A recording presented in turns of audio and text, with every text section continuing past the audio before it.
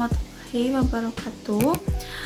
My name is Revani Mileniar M, and my NPM is 18, 21, 22, and 106. I'm from class C, and so I'm the first in here in presentation.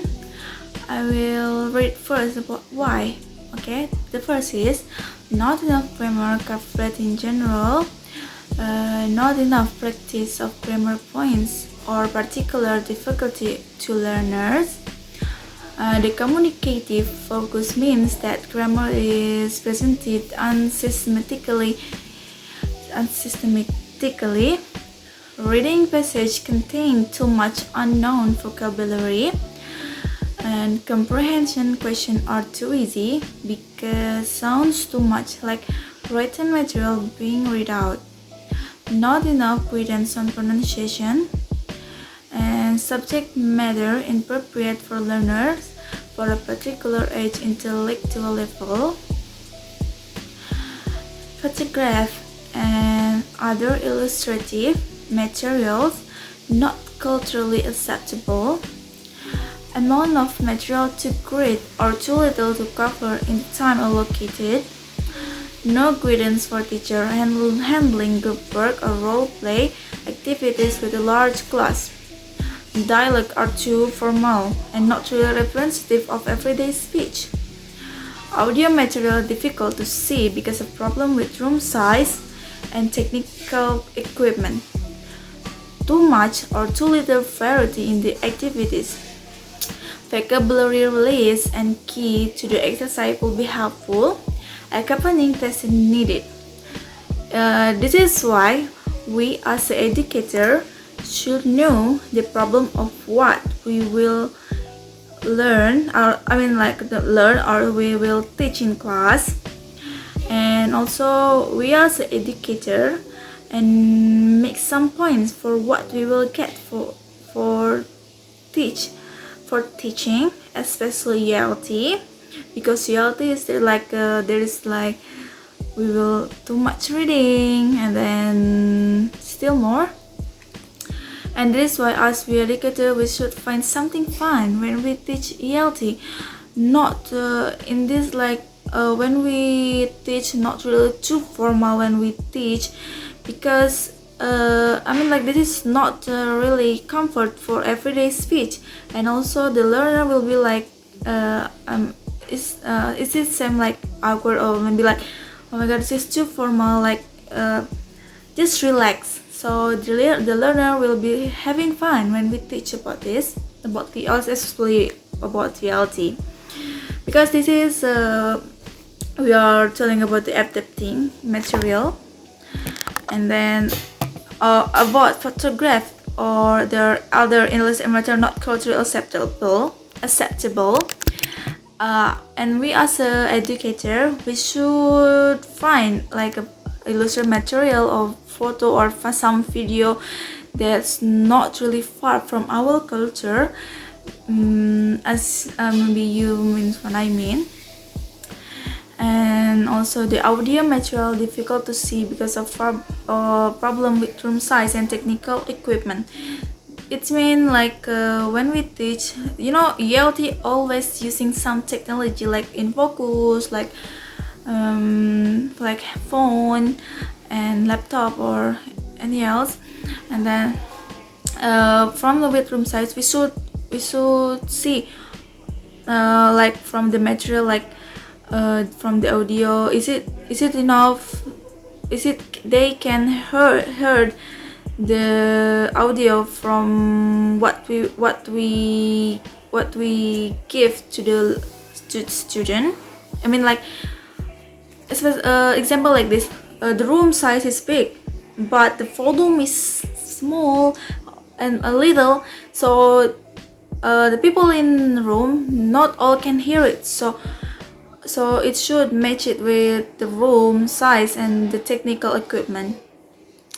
Too much or too little variety in the activities. It means as the educator, we should always find the fun activities, like when or maybe we can like has some games with the student. And also many of learners maybe they not really know about grammar, and maybe that's why we as a educator just use the basic grammar, and like how to write, how to speak in grammarly. So it will be hard for the learner if we're talking grammarly like not the basic one. So, and also accompanying tests is need, because after we teach there is always test in need to know the, what is that, I'm sorry if it makes like kemampuan the student. So we know how far the student learn about what we teach to them. And also among the method to grade or too little covering time allocated, it means like we should not little, not like it's enough for the time they give to us to teach the student about how we talk about the materials. And yeah, maybe these ones no good for teacher or handling group work, role play activities with large. It means the teacher should always credence to handling the group work and role play activities with the large class, especially the large class. You know that we are as a teacher, we should handling about anything in class, like from handling the group work and role play activities with the large class. Yeah, maybe that's enough for me. And the next presentation will be, my friends will be telling you sorry, I'm so nervous telling to you. So thank you for your attention. Wassalamualaikum warahmatullahi wabarakatuh. Assalamualaikum warahmatullahi wabarakatuh. Hello everyone, my name is Fadhil Abdullah, and in this section I would like to talk about the principle and procedure for adapting materials. So let's get started. Adapting material to our teaching process can be appropriate by following several procedures. But first we have to understand that personalizing material refers to increasing the relevance of content in relation to learners' interest in their academic, educational, and professional needs. So it means that we have to connecting of what students like or interest with the material that we teach at the moment, because it can more understandable and make our student more active and participate in our learning process. For example, if our student prefer to read Harry Potter's book rather than teacher's book, or maybe LKS, so of course we can adapting the Harry Potter's book to be our teaching tools or teaching material. Maybe we can practice reading comprehension and doing some group tasks and so on. And next, individualizing addresses the learning style of both the individuals and of the member of a class working together. So our students should be boring if we just give them an individual task or group task only.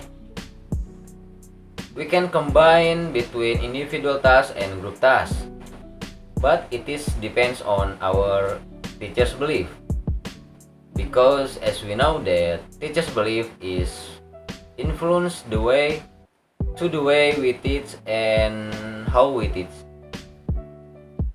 And next, localizing takes into account the international geography of English language teaching and recognize that what may work well in one region may work well in another. We have to consider to where we teach and where students live. For example, is there in Indonesia, is there in Japan, in America, or maybe in Nigeria. We can adapting of how English teachers in Japan, for example, how they teach their student. But we have to analyze and selective. Is that appropriate for our student or not? Is there suitable or not? And if it's suitable for our class, it can be a good choice to build a good teaching learning process, and also we can achieve our learning goals. And next is point of remember in adapting materials.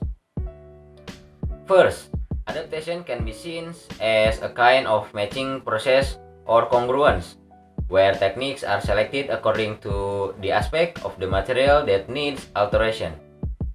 So we have to consider adaptation is different with copying. If we copying material, it means that we just duplicate, imitate, and copy all of the teacher's teaching process without any changing or modification.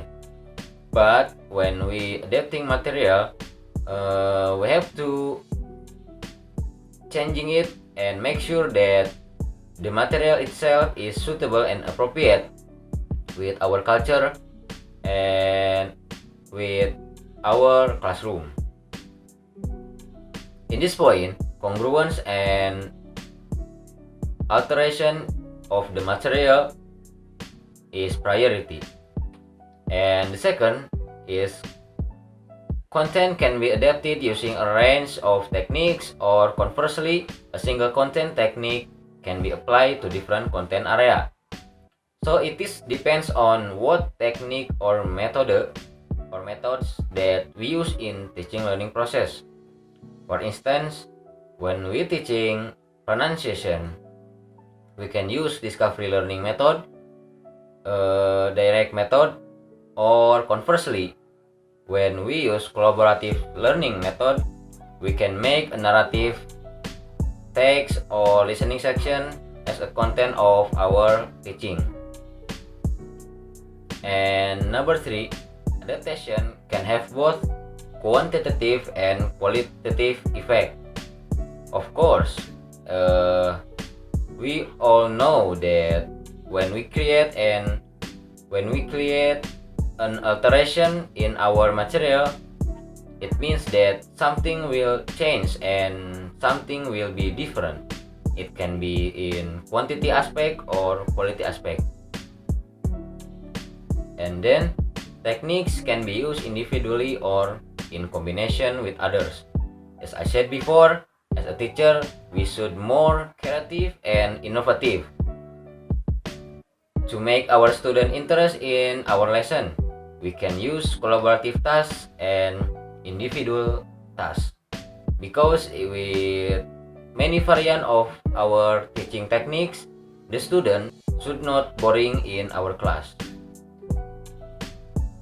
And in 1988, Dudley, Ivan, and John said that most teachers are not creators of teaching material, but providers of good material.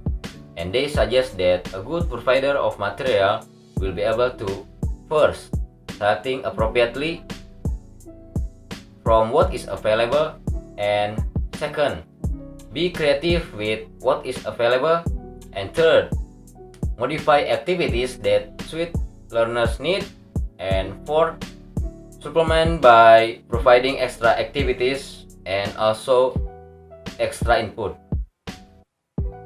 But in reality, not all school can give the teacher a good teaching material. In fact, not all school can give the teacher a good teaching material or teacher's book. It is very hard to find an English book with complete material and Cortilas curriculum in Papua, for example. But it is different when we going to Jakarta, and it is very easy to find it. So the teachers should be creative with what is available in their school. They have to work hard with what they have, what they can do for make a good teaching learning ecosystem with all the limitation they have. So the key is adapt, improvise, and overcome. That's all for me, and the next presenter will be held by my friend. So thank you for watching. Assalamualaikum warahmatullahi wabarakatuh. My name is Syifa Khairunnisa, and I will explain about how to adapt the materials. There are two ways of adapting the materials. The first one is for commercial textbook, and the second one is modifying the text. I will explain about the first one, commercial textbooks. The first one is commercial textbook. The adaptation created for some of them cost differ and more meaningful for many.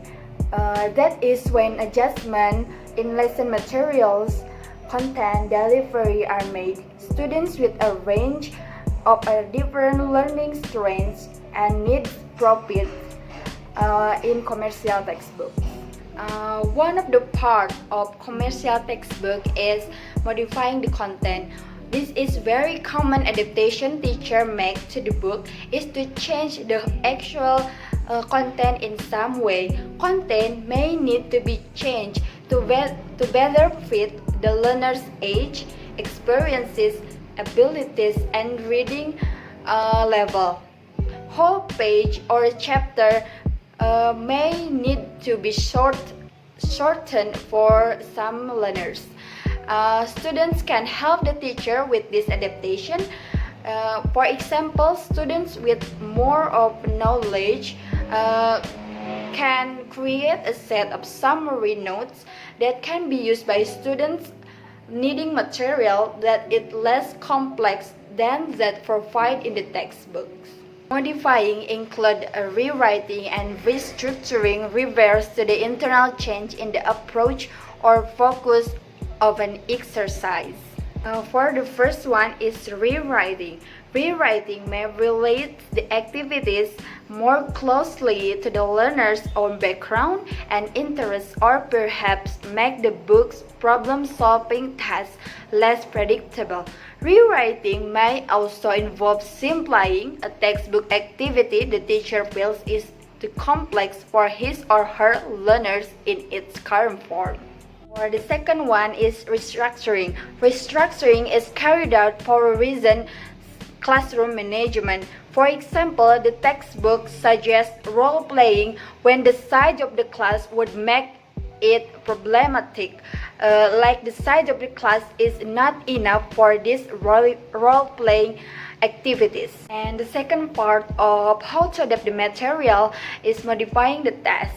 Modifying the text makes the content easier to learn by giving your student enhance the text in which key highlighted, picture or symbols are added, and or text in enlarged so that can make your student comfortable when learning in the class. Or this kind of the task can make your student feel comfortable in your class and make the students happy in your class. The first point of modifying the task is adding or deleting the content. Adding means that the teacher is supplementing the existing materials and providing more materials. As a teacher, we can add or omit some materials that's suitable from the environment or the culture context that the learners need. Second point is reorganizing the content. As a teacher, may desire to reorganize the syllabus and arrange the units more suitable order.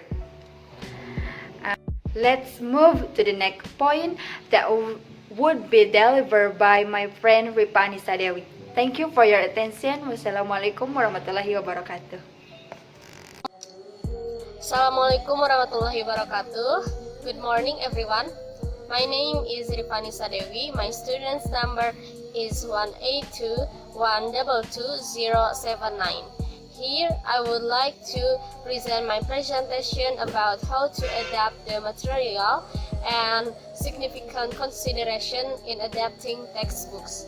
Previously, part of the topic about how to adapt the material had been explained by Syifa Khairunnisa, so I would like to continue to explain about the topic how to adapt the material. So the next point about how to adapt the material, addressing omissions. The text may omit items that the teacher feels are important. Omissions means the teacher leaves out things deemed inappropriate, offensive, unproductive, etc. for the particular group.